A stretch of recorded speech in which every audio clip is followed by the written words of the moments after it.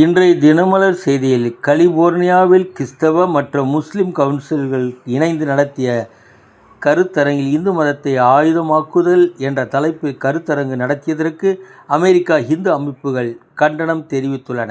எந்த மதமானாலும் தவறை முதலில் திருத்திக் கொள்ள வேண்டும். திமிங்கலத்தின் எலும்பை கையில் வைத்தபடி இன்ஸ்டாகிராம் பக்கத்தில் இளைஞர்கள் வீடியோ பதிவேற்றம் செய்திருப்பது சர்ச்சையை ஏற்படுத்தி உள்ளது. பீகார் சட்டசபை தேர்தல் பாஜக அமோக வெற்றி. மதுரை காமராஜர் பல்கலை கல்லூரிகளில் BBA மாணவர்கள் செமஸ்டர் தேர்வில் நடத்தாத பாடங்களிலிருந்து வினாக்கள் கேட்கப்பட்டதால் தேர்வு ரத்து செய்யப்பட்டது.